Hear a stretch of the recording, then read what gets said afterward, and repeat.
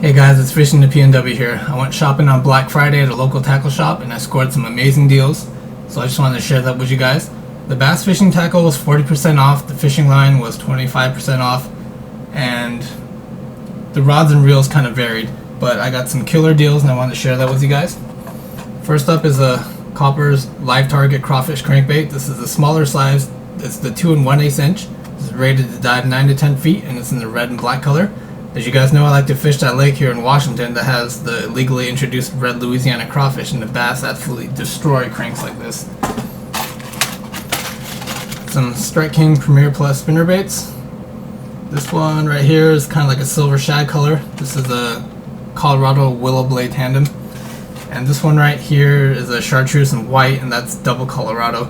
I've never fished double Colorado. I typically like the double Willow Blades, but I figured I'll give these a try and stay in water because they give off a lot more vibration and see how that works.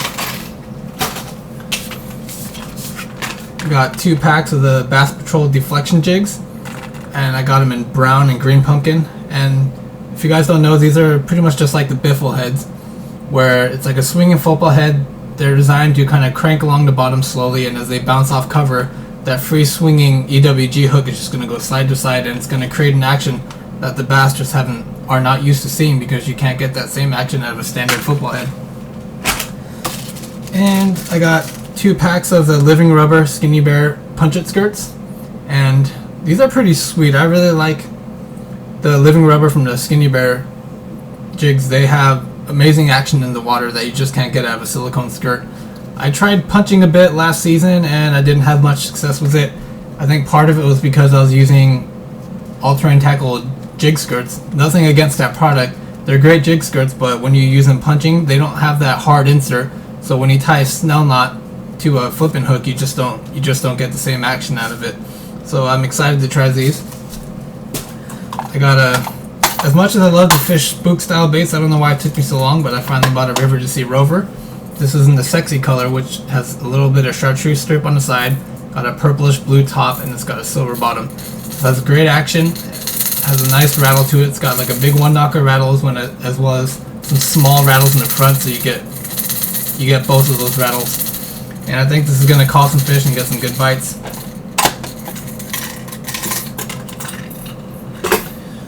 Okay, and I've always wanted to buy this, but you know, I had an excuse to pull the trigger now since I got 40% off. I got the 8-inch Pro BBZ1. This is rainbow trout color, and this is the slow sink model. I fished the smaller size, the junior, which is 6 inches. I have that in rainbow trout, but it's a floater, and I was thinking about just getting some suspend strips to make it turn into a slow sink, but I also wanted the bigger 8-inch size, so I got that. I'm excited to fish this. A lot of people keep telling me, dude, you gotta throw bigger swim baits, and if you do it right, you're gonna draw bigger bites and it's gonna make those bass commit more, so hopefully that plays out. And as much as I love the drop shot, I don't know why it took me so long to buy a pack of these. Tackle Junkie 81 has been bugging me saying that, dude, you really gotta try these baits. Finally got a pack of the Power Team Lures 3.6 inch JP Hammer Shads. I got them in Panic Perch, which is a pretty sweet color. It's got a silver bottom, and I believe this is similar to their Deep Melon Pepper on the top, which is a really dark watermelon, and it's got silver and I believe that's orange flake. It's a sick color. I really like the profile of these baits. With that big, nice, fat head, it's more realistic than some of those really thin worms that I like to drop shot. So hopefully I'll get some good quality fish on that. Next up is fishing line. I got 2 300-yard spools of Power Pro. I got it in 10-pound and 30-pound.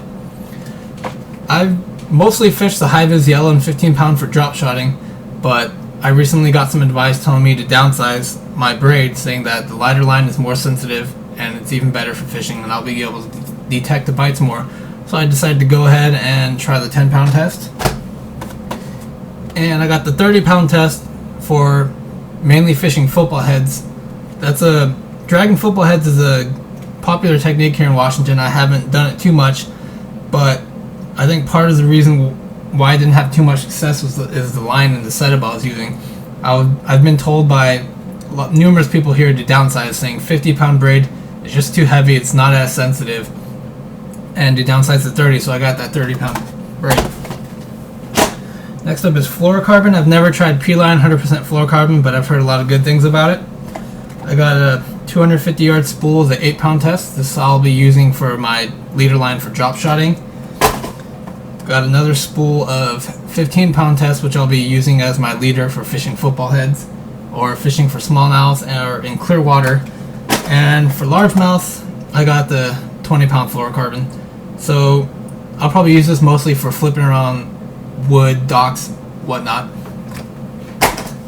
Next up is the best part. I got 3 really nice rods, one of them being an amazing rod, and I got 2 pretty awesome reels to go with them.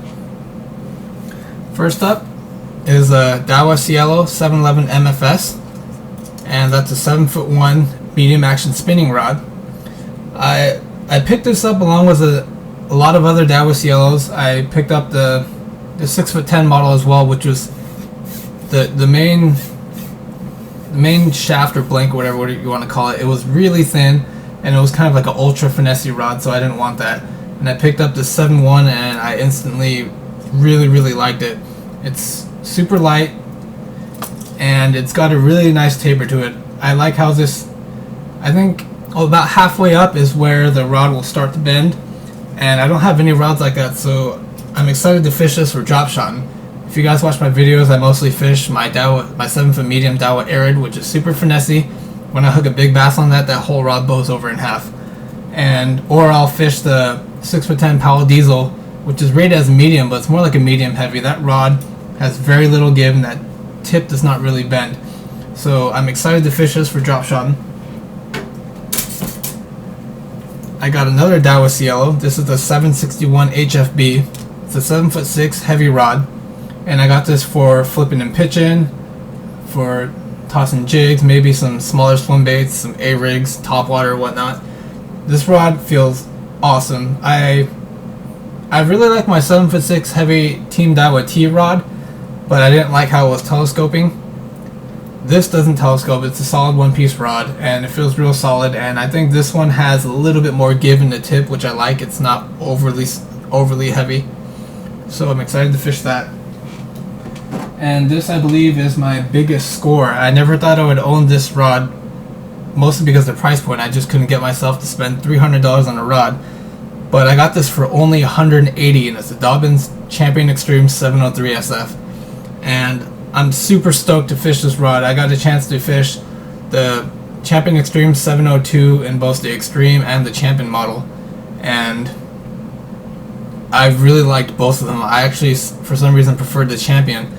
But this tackle store, they didn't have much selection. They only had like 3 Dobyns rods left, and this was the only Champion Extreme. And I felt the 703, and this tip is more light and it's more giving than that medium Daiwa Cielo rod that I also bought.